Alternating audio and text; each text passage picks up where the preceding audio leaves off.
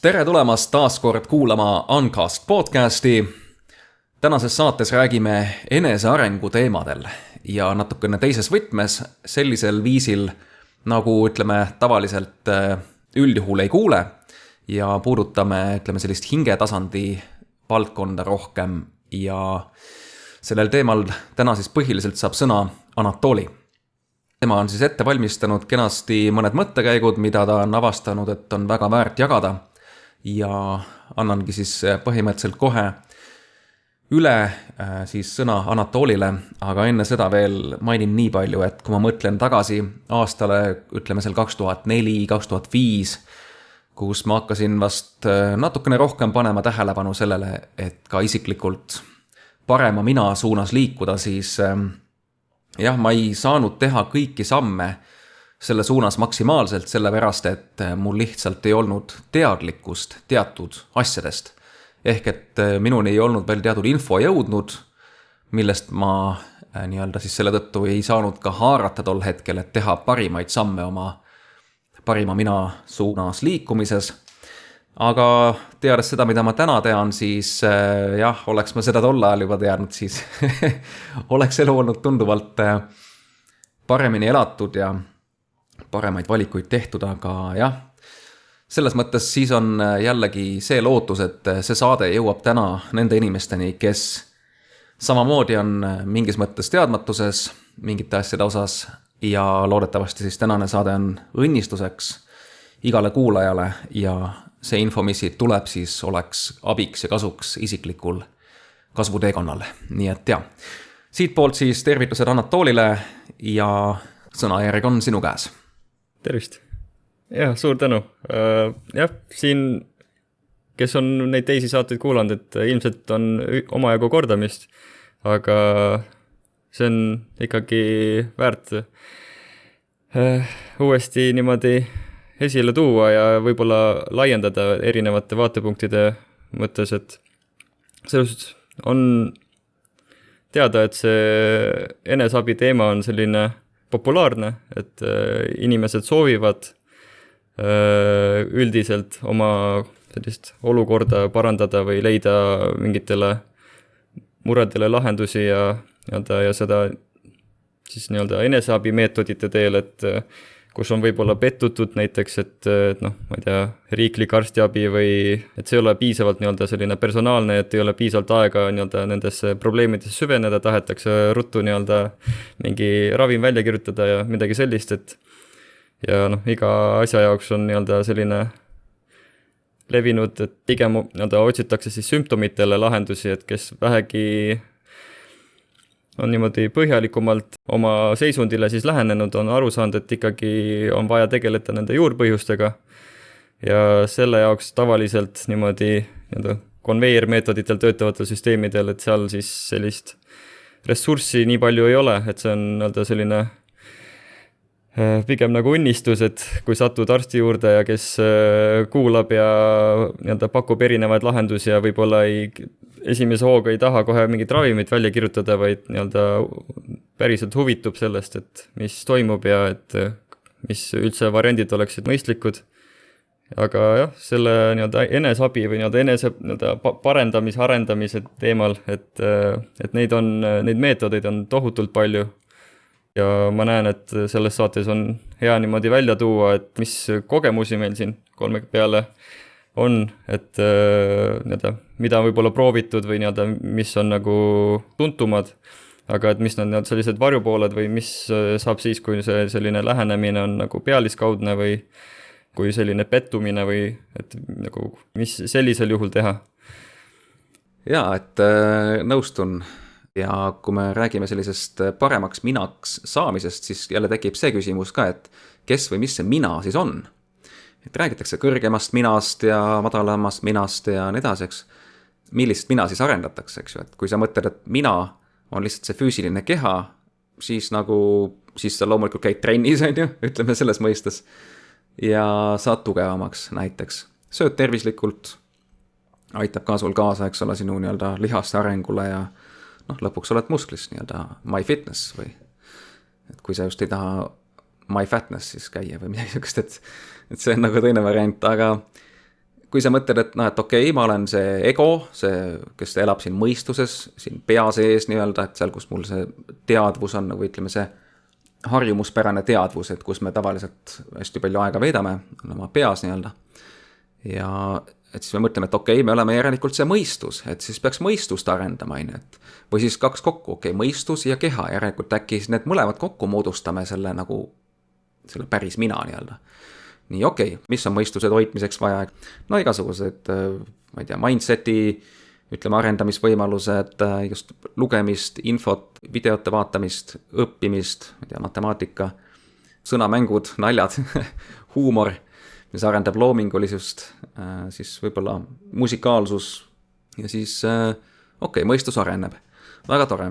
Ja siin maailmas tegelikult, nagu me ilmselt kõik väga hästi teame, on see, et mõistust arendatakse põhiliselt siin maailmas. Et lapsest saati kohe plaks, nii õpi keelt, õpi suhtlust, õpi nii-öelda enese väljendust, rääkimist, kasutama pead nii-öelda kogu aeg hästi palju. Siis on lasteaed, siis on kool, palju on nii-öelda seda aju musklisse arendamist, ütleme siis nii piltlikult. Et lõppkokkuvõttes, mis selle tulemus on see, et on hästi palju nii-öelda inimesi, kellel aju on musklis ja hing on kondine või kuiv või arendamata, ütleme, või siuke lahjakene.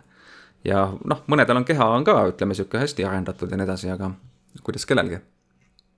Aga siis see kolmas osapool, ütleme, komponent, mis tegelikult on see kõige tähtsam komponent, see jääb tihtipeale kuskile, kuidas ma siis ütlen, hooleta, arenduseta ja tähelepanuta isegi. Ja on inimesi, kes üldse ei mõtle selle peale isegi üldse, et neil võiks olemas olla üldse hing. Ja hing on tegelikult, tuleb välja see päris mina. Ehk et see peamine mina, see ülim mina või see komponent, mis on nagu, mis moodustab tegelikult põhiosa meist, on see hing. Ja hingele lisaks, nagu brauseris, veebibrauseris on sul, saad installida neid lisaosasid sinna, vaata ütleme need add-inid.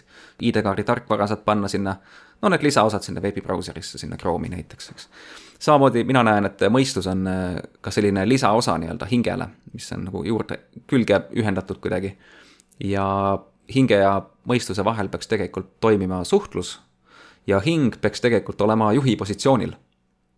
Ja nii-öelda mõistus peaks siis teenima hinge. Ja siis keha peaks loomulikult teenima nii mõistus kui hinge, eks ole, et me saaks ennast väljendada ja nii edasi. Aga jah, on inimesi, kes arvavad, et kõige tähtsam ongi arendada mõistust, aga loomulikult, kui sul ei ole muud infot, siis selline mulje jääbki. Sest noh, kõik ju teevad nii.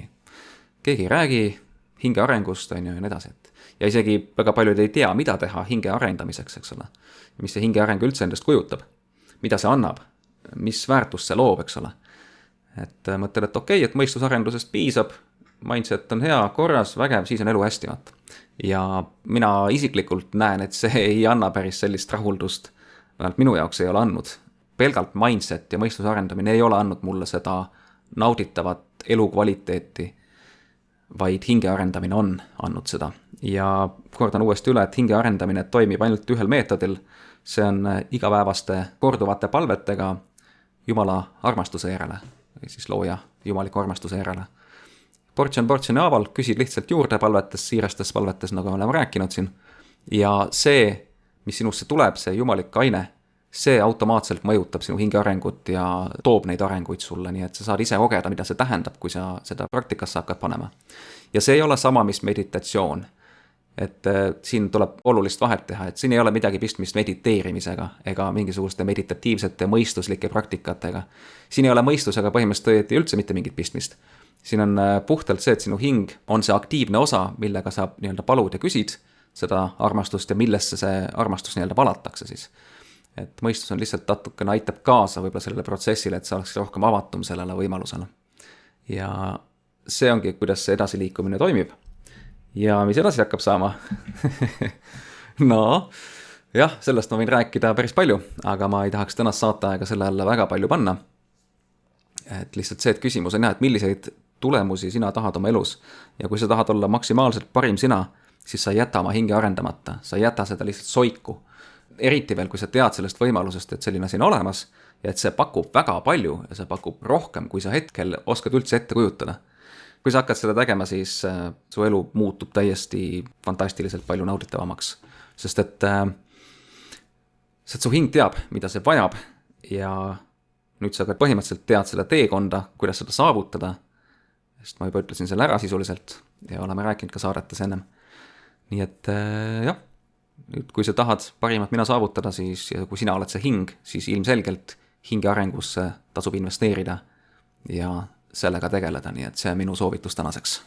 Ja suur tänu, Arto, väga hästi võtsid kokku ja selline hea tunne, et sellega võikski nagu sellise minisaate nagu ära lõpetada.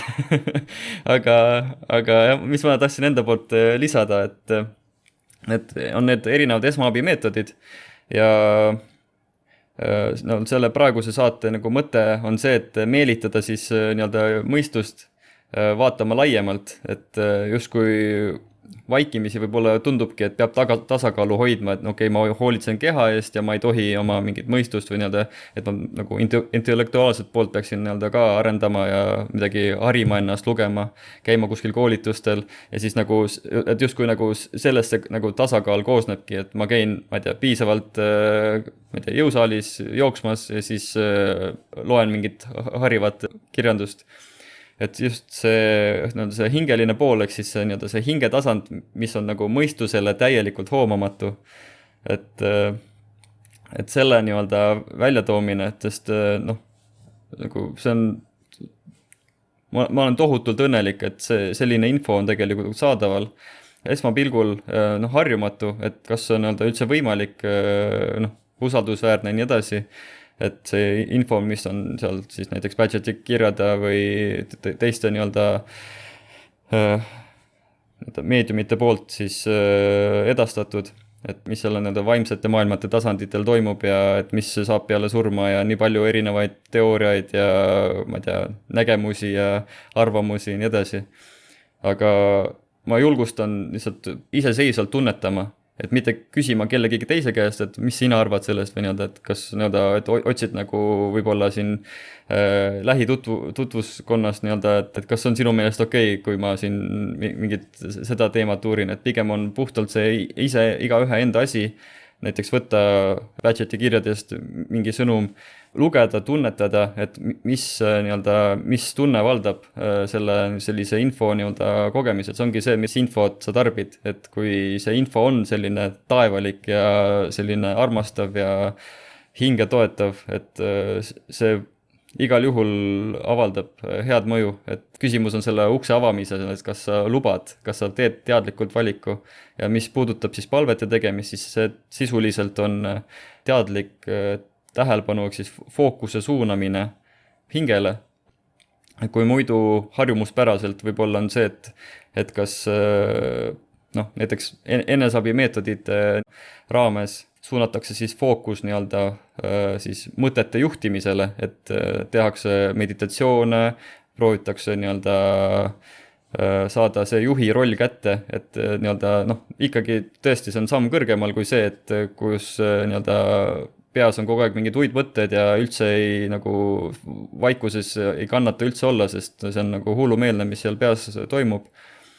Aga see kõik laheneb sisuliselt automaatselt, kui on tegeletud hingearenguga, ehk siis hing on tõstetud esikohale ja selles suunas on nagu edasi liigutud, sest selle käigus areneb ka mõistus, sest kõik lähtub hingest ja seda teadvustada on võib-olla esmapilgul kummaline, aga hetkel minu jaoks on see muutunud ülimalt loogiliseks ja stressitase ja selline muretsemine ja see ei ole enam nii problemaatiline kui kunagi varem, et kus ma pidin nii-öelda kogu aeg pinges, et ma pean leidma nagu mõistuses lahenduse igale küsimusele ja ma pean teadma neid asju ja kui ma ei tea, ma pean otsima igal nagu võimalusel, et mul peab see vastus igale küsimusele olemas olema, kui ei ole, et ma olen siis nagu kaotanud siin elus midagi sellist või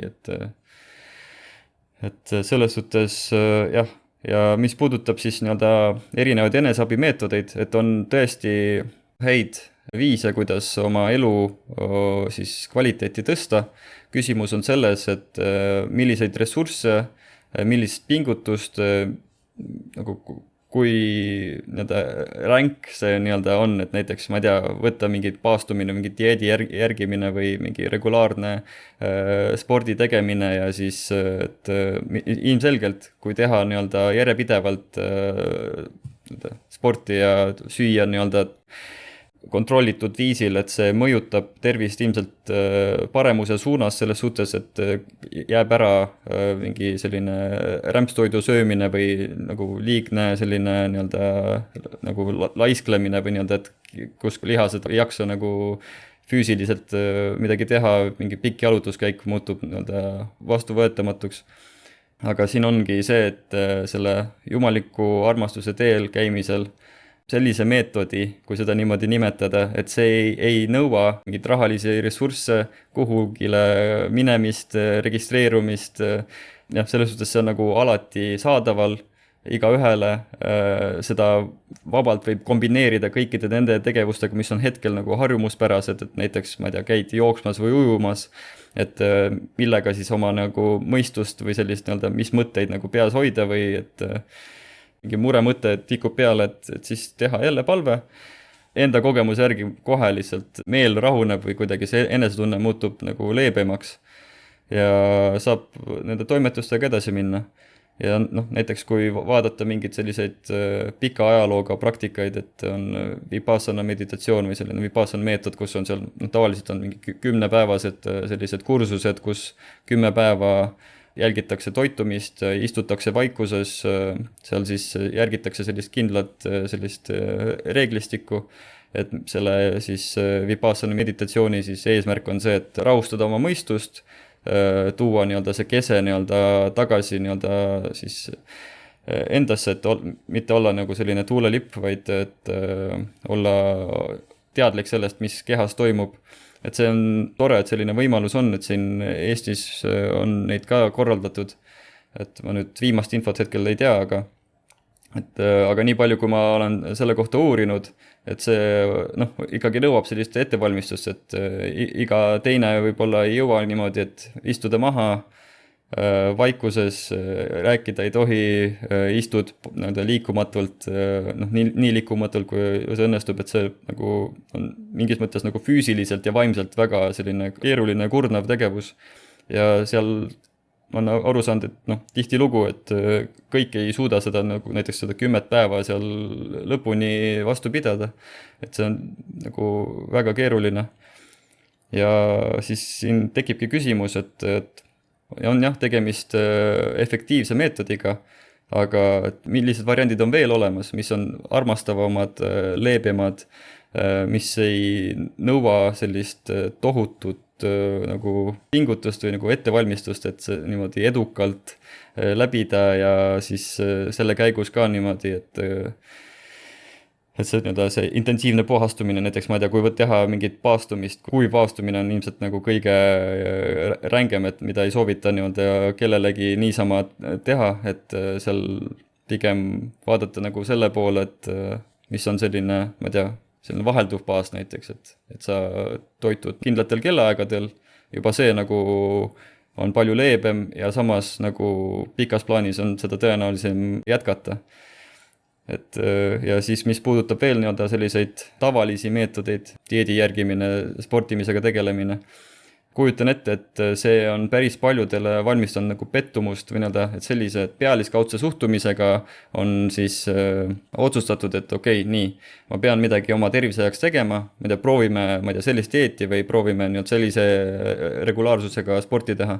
Ja siis ma ei tea, kas tuleb mingi vigastus või tuleb mingi, ma ei tea, mingi muu põhjus või lihtsalt mis iganes olukord, et kas jäi täna vahele ja nagu selline, nagu tekib selline kas enesehaletsus või pettumine iseendas ja selline, et juba lõpuks on see, et muutub väga kahtlaseks see, et uuesti proovitakse, et okei, ma proovin nüüd uuesti suitsetamise mahajätmine, mis iganes. Et see kõik on nagu selline karm, pikas plaanis ei ole nii tõhus ja toetav. Et selle hingetasandi olemasolu teadvustamine ja et sellele teadliku tähelepanu regulaarne suunamine, et see on minu enda kogemusel olnud kõige parem nihe, sellist teadvuse nihe või selline elu muutus, mis siin viimase paari aasta jooksul on toimunud, et sellest alates on elu muutunud palju meeldivamaks ja sellist rabelemist ja sellist enesega konfliktis olemist on olnud järjest palju vähem. ja ma loodan, et siin selle saate käigus, et see mõtteviis, maailmakäsitlus, et see nii-öelda aitab teha selliseid paremaid valikuid oma elus. Absoluutselt. Ja minu arvates näiteks just see eesmärk, miks me seda teekonda siin jätkame, just et näiteks mina, Anatoli, Reimo, et miks me selle jumaliku armastuse tee peal edasi liigume ja sellist sorti enesearenguga tegeleme. Tegelikkuses mina näen, et see on tee, mille kaudu me jõuame, nagu juba öeldud, eks ole, parima endani, aga me jõuame selle käigus ka selleni, et me meeldime iseendale järjest rohkem.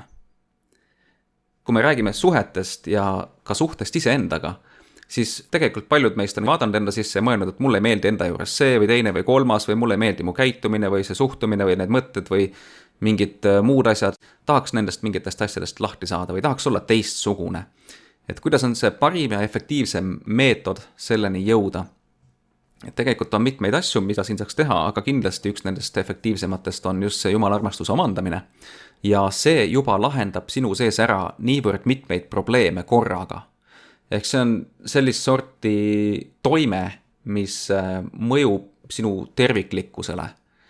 Ja see aitab puhastada sinu hinge igasugust saastavast ja lisaks arendab see sinu moraalsust, see arendab sinu intellektuaalsust ja see arendab sinu armastuse võimet, mõistust, vaimseid tajusid, ehk siis ütleme sinu hingetajusid, see arendab sinu suhet loojaga ja see arendab sinu suhet iseendaga ja teiste inimestega. Ehk siis sa lahendad väga palju väljakutseid enda jaoks ühe korraga, tehes ühte asja, lihtsalt küsides juurde jumala armastust. Ja mina isiklikult näiteks enda kohta võin küll öelda, et ma meeldin endale järjest rohkem ja ma ütlen, ma täna meeldin endale rohkem kui kunagi varem ja see on absoluutselt hea tunne. Et ma olen olnud ise hädas näiteks aastaid tagasi, kas või isegi 10 aastat tagasi veel. Mul oli märksa suurem väljakutse, et ennast armastada. Mul oli enesearmastuse probleem. Mind häirisid mingid elemendid enda juures, eks ole, ja mingisugused asjad, millega ma ei olnud enda puhul rahul. Ja lisaks mul on enda diktsiooniga olnud aastaid probleeme, nagu võib-olla on kuulda ka olnud, et kas vahepeal räägin natuke liiga kiirelt või kuidagi pudistavalt, igast asju tuleb ette, eks ole. Aga tänase seisuga see ei häiri mind enam. Isegi kui ma teen vigu, ma ei ole enda peale enam vihane või pahane või ei ründa enam ennast sisemiselt, ehk ma ei tee ennast ka enam sisemiselt õnnetuks niimoodi.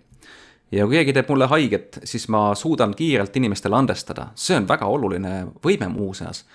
Ja see aitab suhetele tohutult kaasa, see aitab kaasa minu enda vabadusele ja sellele, et mina püsin vaba. Mina püsin terve sisemiselt ja seesama jumala armastus on aidanud mul olla armastavam, andestavam, parem isiksus. Ja ma ütlen, ma ise naudin seda ja ma näen, et teised naudivad ka minu suhtlust, nii et ainult paremaks saab siit minna. See eneseareng on tõesti minu puhul kindlasti ära tasunud, ma lihtsalt tahan kinnitada seda, et see töötab. Ja et igaüks võib julgelt sama teekonna ette võtta, et siin ei ole karta midagi, siin ei ole vaja karta, et midagi läheb, ma ei tea, kehvemaks või midagi sükest.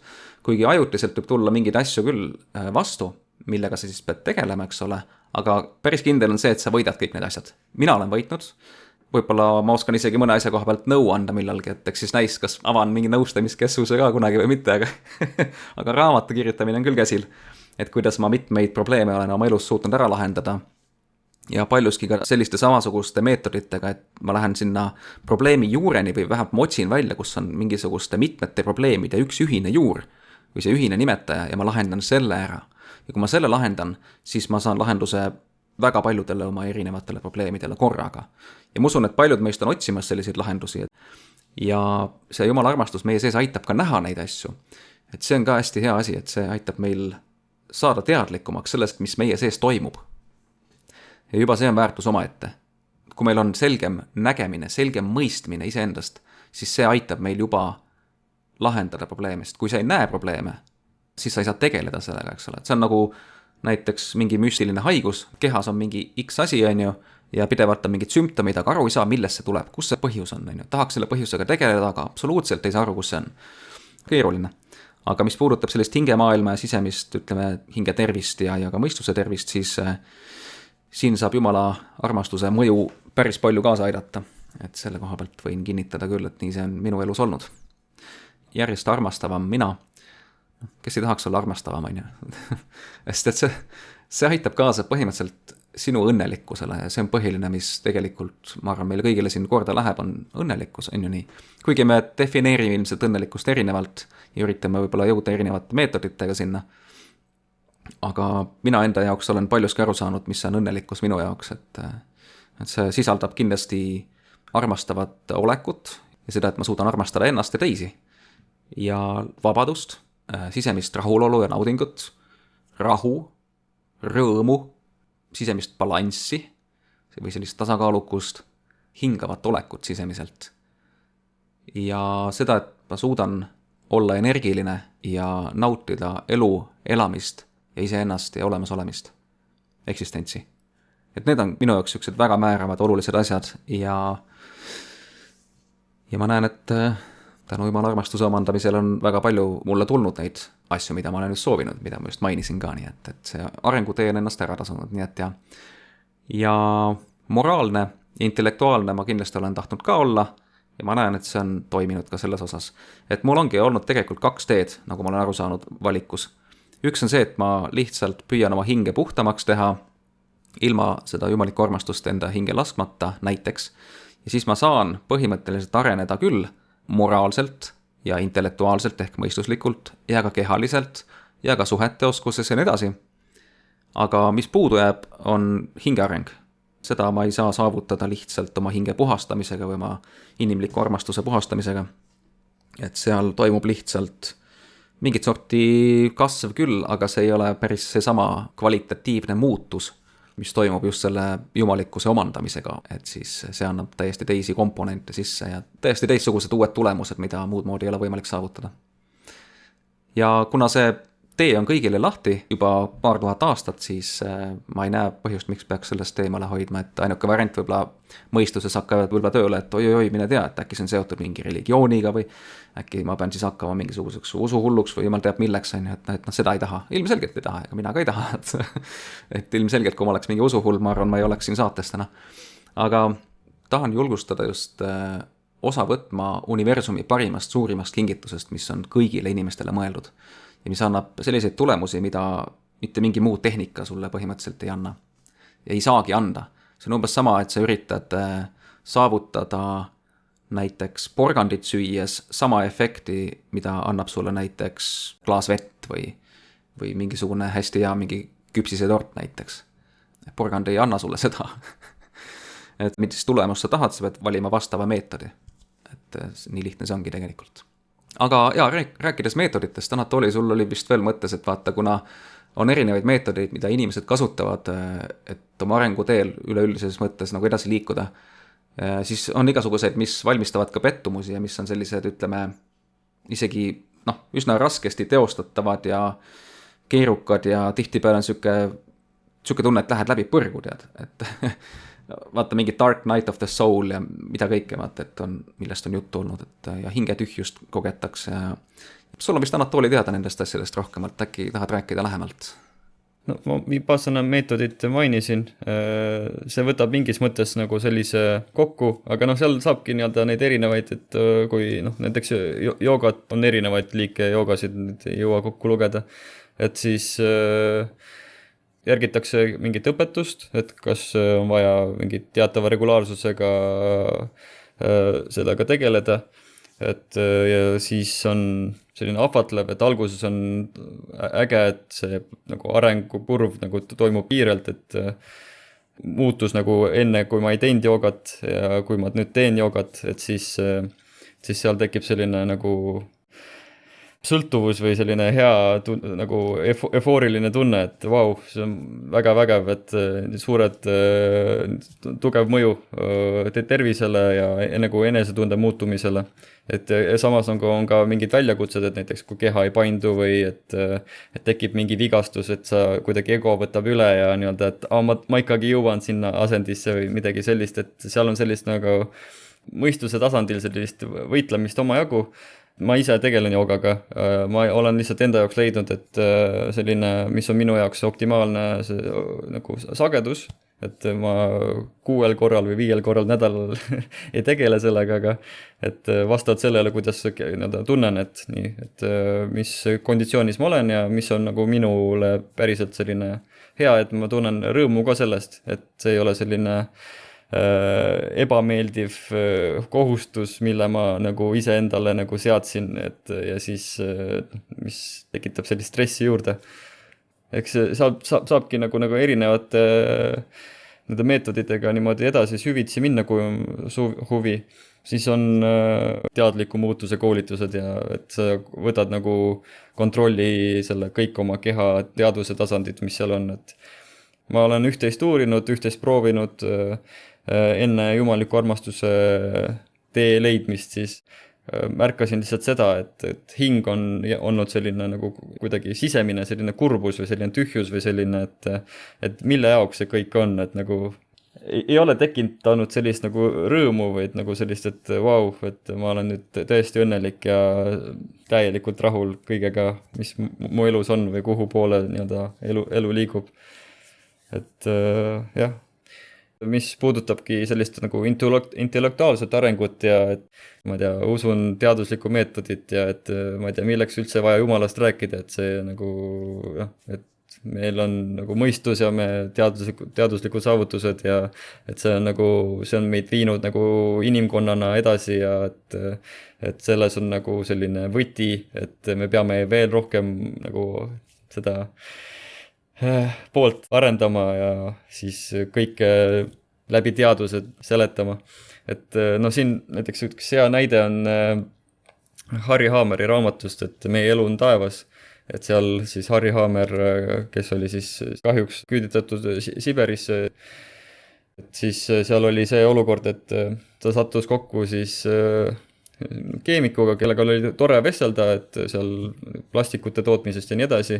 Ja siis lihtsalt seal raamatu aeg oli mööda läinud, et siis Harry Haamer sattus sellise teaduse usku inimesega uuesti kokku, aga selgus see, et need keskkond ja see oli nii karm ja ei olnud toetav, et seal oli toimunud selline nihe selles suunas, et muidu viisakas inimene oli hakanud ropendama ja kuidagi oli sellised väga õnnetusseisus.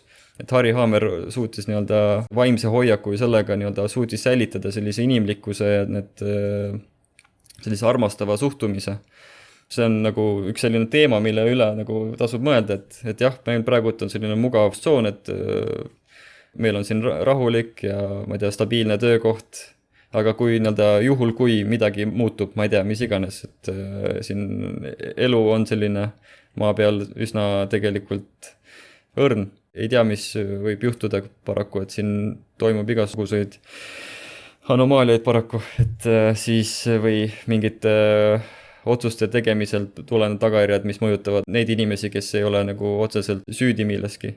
Et mis siis, kui see keskkond on nagu selline kahjustav ja ränk ja ebameeldiv, et kas see viis või see meetod, see maailmakäsitlus, et kas see aitab sealt nagu välja, et kas siis ka õnnestub olla nagu selline moraalne ja arukas ja ja mitte siis langeda kuskile sellisesse kohta, kus muidu viisakas inimene muutub selliseks ropusuuga tegelaseks, kes lööb kõigele käega ja et ei näe enam nagu elul suurt mõtet. Jah, siin ei oska võib-olla hetkel midagi juurde lisada, et sain põhilise öeldud. Väga hea, tänud sulle, Anatoli. Mingi asi, mis ma sinu käest küsisin, ma arvan, mul oli valesti meelest natukene, et mul tuli meelde tegelikult, et millest mul see küsimus üldse tekkis, see Dark Night of the Soul ja need meetodid asjad, mis ei ole nii hästi toiminud. Mäletad, Anatoli, me osalesime ühes Zoomi kõnes, kus siis inimesed jagasid oma eludest ja seal on üks mees nimega Jimbo Walsh ja tema tegelikult rääkiski sellest, et kuna tema siuke vanem mees juba elab seal Hawaii'l ja ka jumaliku armastuse teel ja ta räägibki oma võrdlusest ka, et kuidas ta enne seda oli ja kuidas ta pärast. kuidas ta nii-öelda avastas selle teekonna ja mis on muutunud vahepeal, et selles mõttes tema jah mainiski neid asju ja tema rääkis ka seal joogast, ta rääkis seal mediteerimisest, tema kogemus oli see, et tal oli see hing oli tühi, eks ole, ja kuigi tal olid erinevad sellised põnevad efektid, eks ole, et kus mingi guru, näiteks India guru tuleb, puudutab sind ja siis mingi efekt käib läbi, vaata, et vägev. Aga jah, Jimbol oli see mure, et ta nagu isegi olid mingid asjad, mingid elamused, siis ta ei kogenud tegelikult reaalset muutust endas paremuse poole. Aga kui ta selle jumaliku armastuse meetodi võttis ette, et siis pärast seda ta hakkas nägema ja kogema muutusi endas, et mis oli nagu, ja andis tema hingele elu, eks ole. Et ma panen selle videoklipi Jimbo Walshi elust lühikese klipi siia videosse sisse ka, et siis või meie tänasesse saatesse sisse ka, et siis saab igaüks korra lühidalt läbi kuulata, mida Jimbol öelda on, sest minu arust see, mida ta ütles, on väga kõnekas ja ma arvan, et see läheb tänase saatega päris hästi kokku. Ja, väga hea mõte. I grew up in a Catholic church. My parents are very devout Catholics. My mother going to Mass every day. Their hopes for me as the third child to become a priest. I became an altar boy and I would go to Mass with my mom. Later, going to seminary on retreats, starting to ask the questions that, you'd often get a response about the Trinity or how is God all merciful and all just and people are going to eternal hell and these kinds of things. They'd say, well, it's a mystery, you just accept it. So at an early age, I guess, maybe young teens, I'm already a musician at this point, and I just start reading everything I can because I didn't know it then, but I see now, I wanted to have an experience with God. Like Jesus gets to have this experience, but we don't. We just supposed to believe in all this dogmatic stuff. So, I spent years reading everything I could get my hands on, and from a mindful place, I thought, well, if I read everything, I'll become enlightened, whatever that meant. That seemed to be freedom and happiness, From a soulful point, though, my soul wanted to make a connection with God. And so I became a Hindu, and I had gurus, and I had many what they call manifestations, experiences. And that was pretty good because at least you were getting zapped, or you were going out of your body, or the guru would touch you and or it was like going on a roller coaster, but then you're done with the ride and you're not changed. So many years as a Hindu, many experiences, studying, reading every book I could. And I came to a point living in Texas at that point, and feeling like I was at absolute zero. And I thought, well, gosh, I've been standing on my head for years and I can do a full lotus, and I can eat a vegetarian diet, and I'm meditating for an hour or two a day, and nothing's happening. It's like darkness. I went through what everybody here probably knows as a dark night of the soul, and I got rid of all the candles and the quartz crystals and whatever, the pictures of the gurus. I kept one candle and I just prayed. And I prayed for a few days, just asking God to send me truth and to bring me light and love. And it was only a few days later that I met Care Darby. Well, that's a very long story, so I will spare you that. But the light around her was something that attracted me in a way that was spiritual. And I thought, boy, whatever my darkness is, this person has light. And so we had this conversation about Christianity and so on. And she was a Paget follower.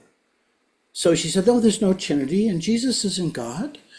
The Holy Spirit is the active energy of God's soul that puts it in your soul when you ask for it. And I thought, okay, this is pretty good,